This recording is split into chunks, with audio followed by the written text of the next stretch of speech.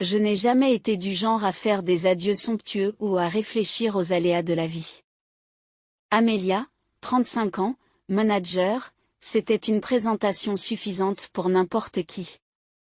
J'étais là, debout, la valise serrée dans ma paume en sueur. Le grincement des marches sous mon poids était comme la bande-son de cette sortie peu gracieuse. À u bas de l'escalier, Jérémy était appuyé contre le cadre de la porte, les bras croisés, le fantôme d'un sourire en coin sur son visage.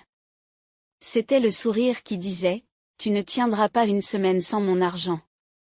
Je méprisais ce sourire en coin. Linda, la reine des commentaires passifs-agressifs, était perchée sur l'accoudoir du siège d'amour en peluche, un trône qu'elle fabriquait à partir de jugements et de remarques sournoises. « Mon fils a toujours aimé Monsieur Headstrong », dit-elle en inspectant ses ongles parfaitement manucurés. Zoé, le nouveau trophée, était une Barbie de taille humaine perchée maladroitement sur le bord du canapé. Ses jambes étaient tellement croisées que je me demandais si elle pouvait sentir ses orteils. J'ai fait mes valises. J'y suis parvenue, la voix posée, mais les entrailles retournées. C'était étrange de déclarer quelque chose d'aussi banal à un moment qui ressemblait à la fin d'une époque. Jérémy a gloussé, un son grave et exaspérant. Quoi, pas de larmes, Amélia? Il me poussa, trouvant de l'humour dans ce qu'il pensait être ma misère. C'était typique de Jérémy, il donnait des coups de pied quand il pensait que tu étais à terre. Pas pour toi, répondis-je en serrant la mâchoire pour garder mon calme. Le rire de Linda a ensuite éclaté, aussi tranchant qu'un couteau. Pourquoi ne pas vous joindre à nous pour le dîner, une dernière fois? Il y avait un défi dans ses yeux, me défiant de craquer, de montrer la fissure dans l'armure que j'ai passé des années à fortifier. L'idée était ridicule. Qui, dans son esprit, organiserait un dîner d'adieu avec son ex et une nouvelle chose brillante? Mais je n'ai pas pu résister à l'occasion de leur montrer que je ne partais pas en tant qu'épouse vaincue. Bien sûr, ai-je dit, me surprenant moi-même. Cela pourrait être amusant. Les yeux de Zoé se sont levés de surprise, ne s'attendant pas à ce que l'invité du déshonneur accepte de s'asseoir à cette table tordue. Le sourire de Jérémy est tombé d'un cran. Super, dit-il, je vais chercher le vin. C'était son drapeau blanc, sa dernière tentative de jouer les autres courtois. Linda se contenta de renifler et reporta son attention sur Zoé. Chérie, pourquoi n'aiderais-tu pas Jérémy avec le vin? Le bon vin, à l'étage. Tu te souviens où c'est? Dit-elle en envoyant Zoé comme une enfant qui fait une course. Alors que Zoé s'élançait, j'ai remarqué que ses talons étaient trop hauts et que ses pas étaient incertains. La pauvre fille marchait sur des échasses, essayant de se mesurer à un monde où la barre était placée très haut. Et la nuit va être longue. J'y marmonnais sous mon souffle, réalisant que ce dîner était plus une partie d'échecs qu'un repas. Chaque mot devait être calculé si je voulais sortir de là la tête haute. Dans la salle à manger, une tension gênante flotte dans l'air, contrastant avec le bruit des couverts qui s'entrechoquent. Linda, assise en bout de table, sourit en se tournant vers moi. Bon appétit, chérie. Ce n'est pas tous les jours que l'on s'assoit devant quelque chose qui n'a pas été passé au micro-ondes. Je lui adresse un sourire, tout en gardant un ton égal. Merci, Linda. J'ai eu du mal à trouver du temps entre les heures de travail. Ce n'est pas comme si j'avais le luxe de rester à la maison. En face de moi, Jérémy s'agite sur son siège, une pointe de rouge remontant le long de son cou. Je suis sur le coup, tu sais. Les emplois ne tombent pas du ciel, et le dernier endroit? Ils ne savaient pas reconnaître un bon travailleur quand ils envoyaient UN. Je ne peux pas m'en empêcher, je ris. Un bon travailleur? J.A. Ils t'ont pratiquement jeté dehors. Combien leur as-tu coûté? Quelques milliers, Zoé, une pointe de curiosité peinte sur son visage par ailleurs parfait, donne un coup de fourchette dans une feuille de salade, sans manger, juste en piquant. Quelques milliers? La mâchoire de Jérémy se crispe, sa main se resserre autour de son couteau. Cette histoire a été exagérée. J'ai fait une petite erreur, Amélia cherchait juste quelqu'un à qui la mettre sur le dos. Je suppose que le fait d'être en retard la plupart du temps et de ne pas respecter les délais est une petite chose maintenant, dis-je en buvant froidement une gorgée de mon verre. Linda intervient, sa voix se teinte d'une fausse douceur. Eh bien, les accidents arrivent, n'est-ce pas? Mais ma chère Zoé, il faut faire attention, la maladresse est parfois un trait de famille. Zoé esquisse un sourire crispé, les yeux toujours fixés sur son assiette imperturbable. Je crois que tout le monde a une mauvaise journée de temps en temps. N'est-ce pas, Jérémy? Jérémy jette un coup d'œil à Zoé, puis à moi. Il veut absolument changer de sujet. Ne nous attardons pas sur le passé. Je me concentre sur l'avenir. Je m'adosse à ma chaise. Ça a l'air grandiose, mais j'espère que cette fois-ci, l'avenir n'aura pas de fin répétitive. Alors que le silence inconfortable s'installe, Linda se racle la gorge, signe d'un changement de sujet. Alors, des projets après aujourd'hui, ma chère? Une fois que vous aurez fait vos valises. Je jette un coup d'œil autour de la table, fermement décidé. Ma première bonne nuit de sommeil depuis des mois, je pense. Zoé pose enfin sa fourchette et lève les yeux. Il y a un éclair de quelque chose, de la pitié peut-être, ou de la curiosité. Ça a l'air sympa, en fait. Jérémy, à la recherche d'un allié, se tourne vers Zoé. Chérie, parle à Amélia du travail dont tu m'as parlé. Zoé acquiesce, une petite étincelle d'enthousiasme dans la voix. Oh, ce n'est pas grand-chose. Juste un poste à pourvoir dans le service administratif. Ça pourrait être quelque chose que tu devrais regarder? Je la regarde vraiment, et il y a quelque chose d'authentique là-dedans. Je suis surprise. Merci, Zoé. Je vais peut-être y jeter un coup d'œil. Le repas se poursuit, les premières étincelles de tension sont noyées dans le bavardage banal. Le tintement des couverts contre les assiettes remplit la pièce tandis que Linda me regarde comme un faucon, attendant de faire un autre commentaire acerbe. Alors dis-moi, dit-elle en s'adossant à sa chaise avec un sourire en coin, tu vis toujours dans ce petit appartement? Je pousse la salade autour de mon assiette, réprimant à peine un sourire. En fait, Linda, je vais bientôt déménager. J'ai trouvé un petit appartement plus près du travail. C'est le mien. Jérémy s'étouffe avec son verre et tousse dans sa serviette, tandis que les sourcils de sa mère se froncent. Et toi? Une maison? Où as-tu trouvé autant d'argent? Il bafouille. Eh bien, si vous m'aviez demandé quoi que ce soit sur ma vie au cours de l'année écoulée, dis-je en coupant dans mon steak. Vous seriez au courant de l'argent que m'a laissé ma grand-mère. Les 700 000 $ qu'elle m'a laissés. Ses yeux avides s'écarquillent et je peux presque y voir des signes de dollars. Attends, c'est la moitié du mien. S'exclame Jérémy, sa fourchette s'entrechoquant dans l'assiette.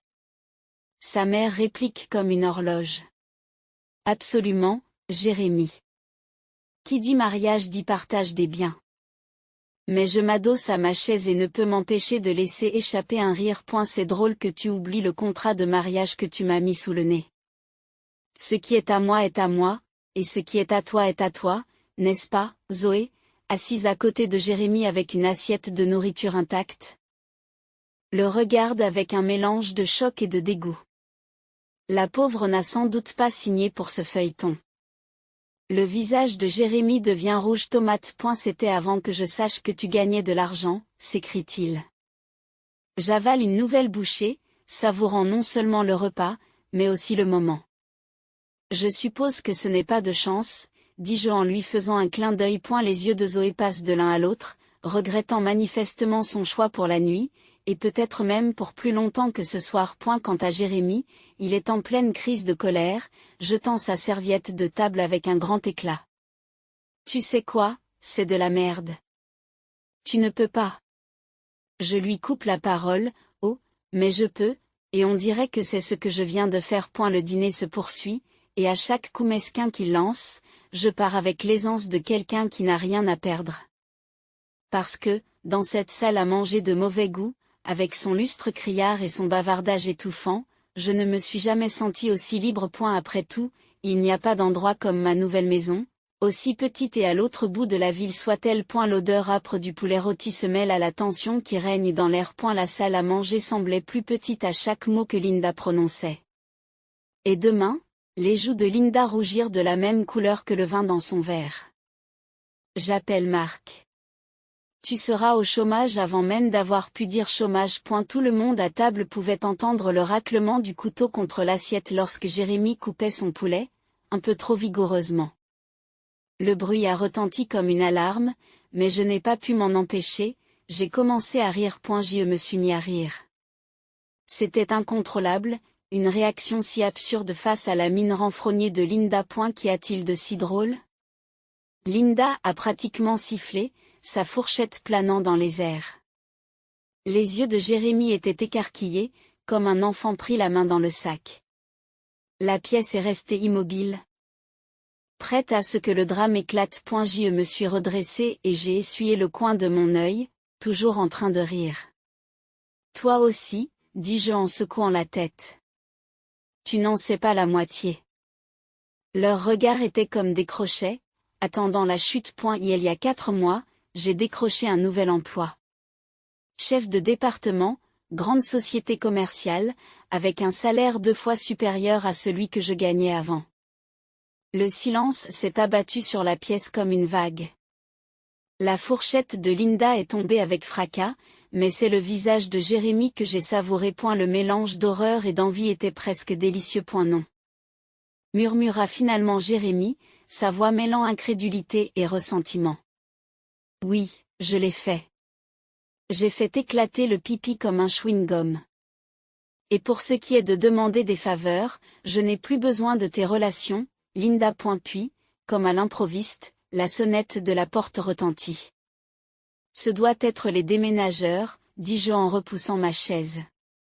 Le crissement de ses pieds contre le sol était une bande sonore appropriée à la mâchoire décrochée de Linda.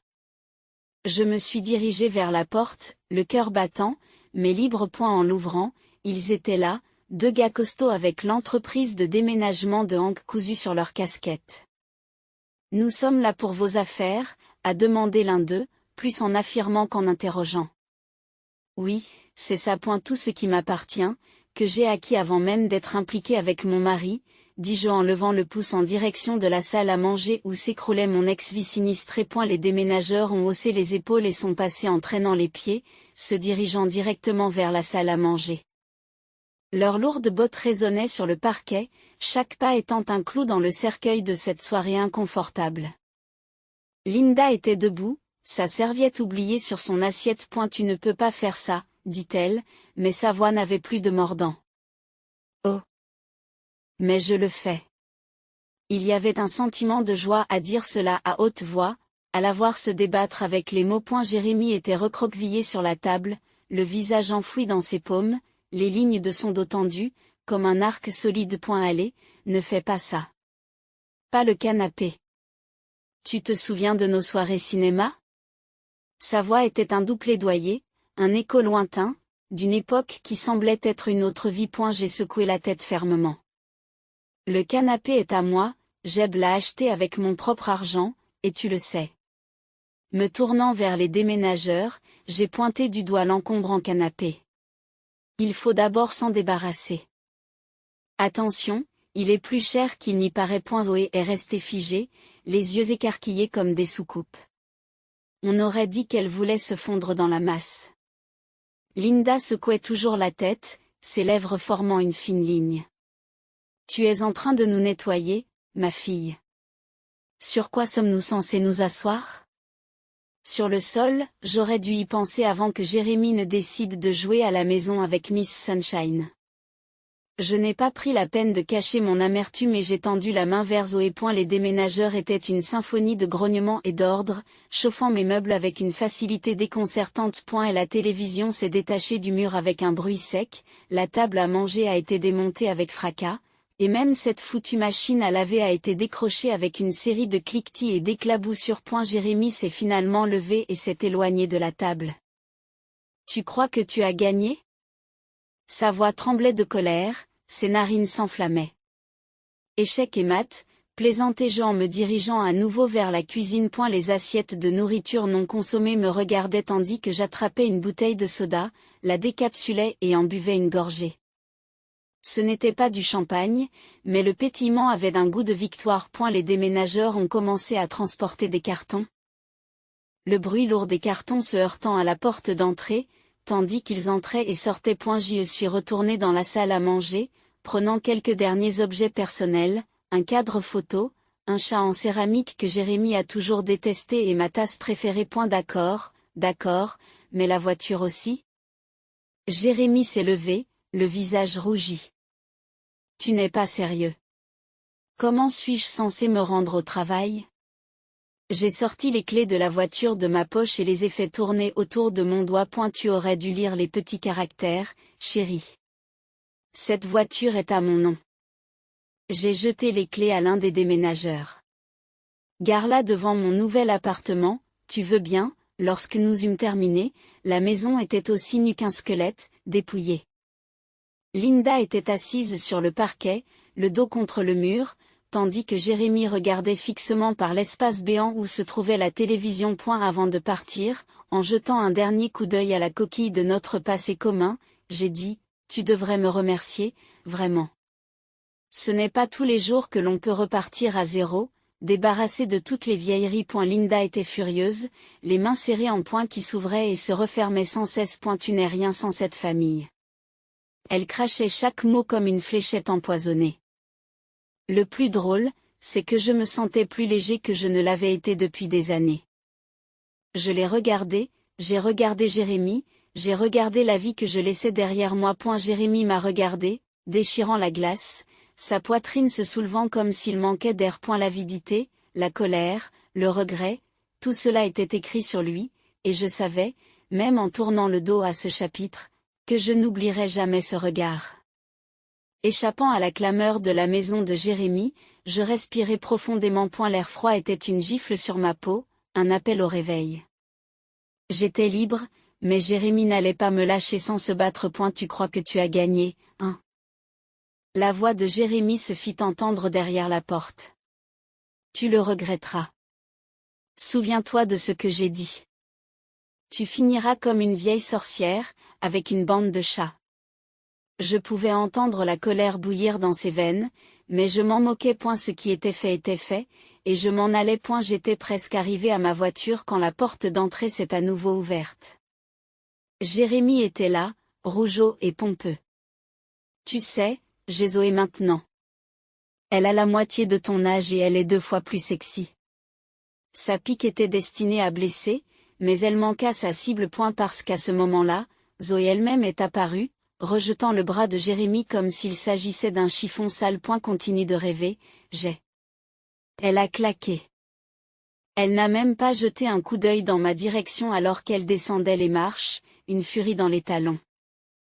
Elle n'avait plus besoin de jouer les jolies petites amies. Jérémy la suivit en titubant, comme un homme qui vient de recevoir un coup de pied dans le ventre. Zoé, chérie, ne sois pas comme ça. Allez, viens. Mais Zoé se retourna, et le regard qu'elle lui lança aurait fait cailler du lait. Comme quoi, Jérémy? Comme quelqu'un qui vient de voir la lumière. Tu es un con, et ta mère? C'est une dictatrice avec un tablier à fleurs. Je ne me marierai pas avec un cirque. Le visage de Jérémy s'est vidé de ses couleurs, plus vite qu'une fuite dans un ballon de baudruche.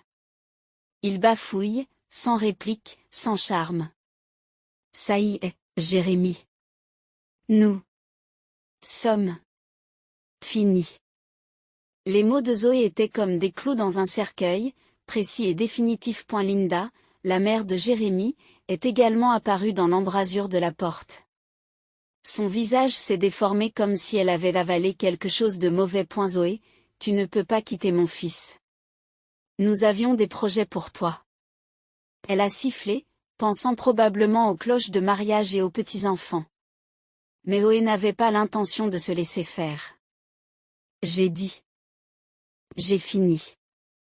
Va chercher une autre marionnette pour ton petit spectacle. Elle est partie en claquant des talons comme une bombe à retardement. J'étais là, adossé à ma voiture, essayant très fort de ne pas laisser mon visage se fendre d'un sourire. Voir Jérémy et Linda rétrécir dans le rétroviseur me paraissait plus agréable que je ne l'avais imaginé. Et Et ne crois pas que tu t'en es tiré comme ça. Jérémie criait, mais ces mots étaient comme la pluie contre la vitre de ma voiture, persistante, mais insignifiante. J'ai baissé la vitre, juste assez pour que ma voix porte. En fait, je crois que c'est ce que je viens de faire. Je lui ai jeté un regard qui disait que je savais que j'avais gagné, puis j'ai remonté la vitre avant qu'il ne puisse prononcer un autre mot. J'ai appuyé sur l'accélérateur sans me retourner. Dans mon rétroviseur, la silhouette de Jérémie se réduisait, sa rage était noyée dans le grondement du moteur.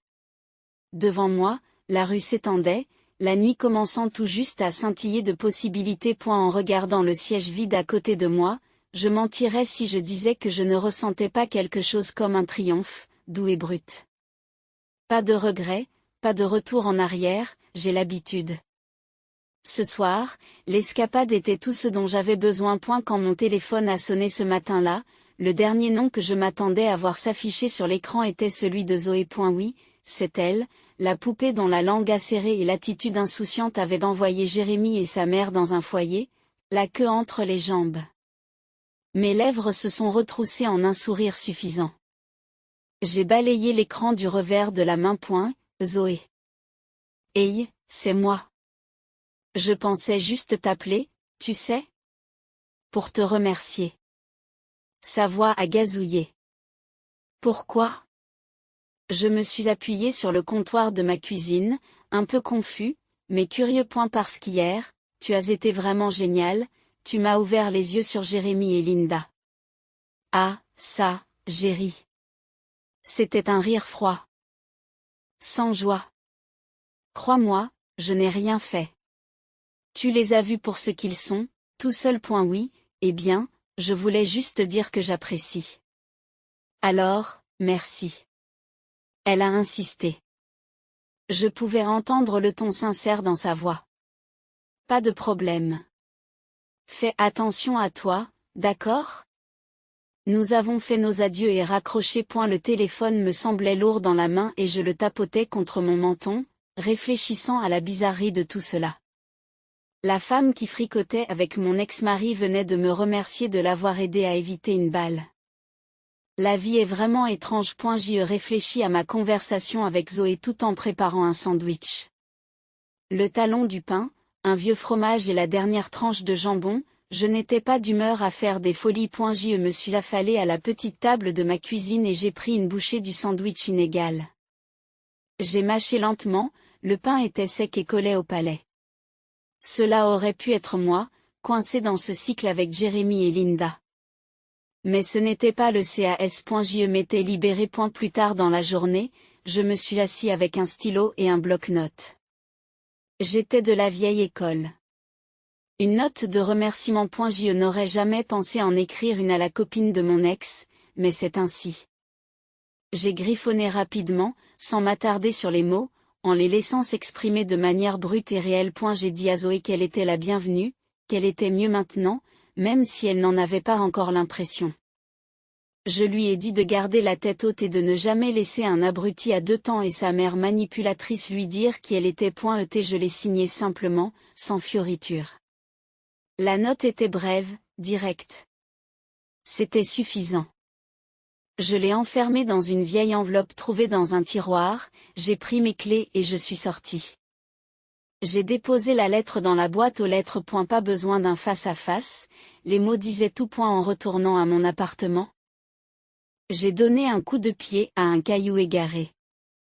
La vie m'avait donné des citrons et je n'avais pas fait de limonade. J'ai renvoyé ces citrons, durement. Et maintenant, j'aidais les autres à faire de même. J'avais fait la paix avec mon passé, avec Jérémie, et étonnamment, j'avais aussi fait la paix avec Zoé. Le monde continuait de tourner, aussi bizarre soit-il, mais au moins pour aujourd'hui, il tournait en ma faveur. L'avocat a eu un de ses sourires en coin lorsqu'il m'a tendu le dernier papier. Tout est à vous maintenant, dit-il, assez fort pour que Jérémie l'entende à l'autre bout de la pièce. C'est un plaisir de faire affaire avec vous, ai-je dit en roulant un peu des yeux, tout en prenant la paperasse. L'encre semblait fraîche et symbolique, le point final, à la fin d'une longue histoire qui traînait en longueur. Jérémie n'a rien dit.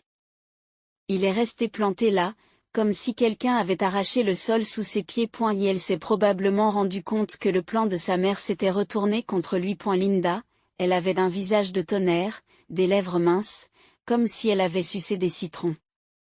Pouvez-vous croire cela? Après tout ce que j'ai fait, la voix de Linda s'est transformée en une sorte de sifflement.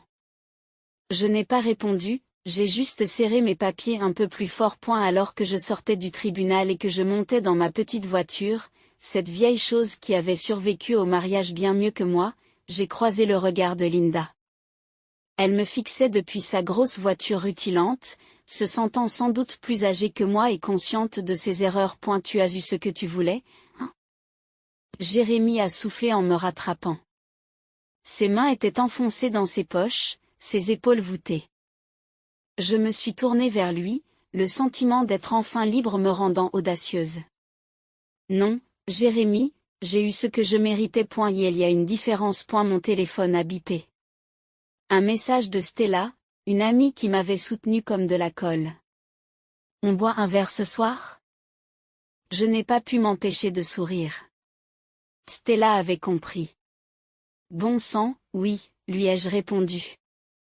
Alors que je me glissais sur le siège du conducteur, un silence s'est installé. Pas le silence inquiétant, comme chez Jérémie, mais le genre de silence qui vous permet de vous entendre penser. Le moteur s'est mis à tourner dans un bruit familier et j'ai senti quelque chose se tordre dans mon estomac. De l'excitation? De la nervosité? Ma nouvelle maison me semblait différente. J'y suis entrée, l'écho de mes pas étant le seul accueil, mais c'était suffisant. Mes yeux parcoururent l'endroit. C'était un fouillis de cartons et de meubles qui avaient connu des jours meilleurs. Mais c'était le mien. J'ai passé les heures suivantes à déplacer des objets, à déballer et à jeter ce dont je n'avais pas besoin. J'ai fait de la place, ma place, un espace qui me ressemblait de plus en plus. Le lendemain, je me suis rendue au travail. Le travail était le genre d'activité qui permettait de tenir les pensées à distance et de faire passer la journée à toute vitesse. Au déjeuner, les filles étaient très attentives. « Tu vas bien ?» Jess, la commère du bureau, m'a demandé, les yeux pleins d'inquiétude et de curiosité. Mieux que bien, ai-je répondu sans l'ombre d'un mensonge. Le trajet jusqu'à la maison était méditatif, la route s'étendait comme mon avenir, incertain, certes, mais le mien quand même. Ce soir-là, Stella et moi sommes allés au bar. C'était bruyant et plein, comme la vie devrait l'être. Nous avons bu des verres et jeté nos têtes en arrière avec des rires qui attiraient les regards. Au nouveau départ, a dit Stella en levant son verre. À demain, ai-je répondu. Et nous avons bu à cela. À demain, au jour suivant et à tous les jours qui suivront. Parce que c'est le propre de demain, c'est qu'il est toujours en route. Et maintenant, j'étais prêt à faire face à tout ce qu'il déciderait d'apporter.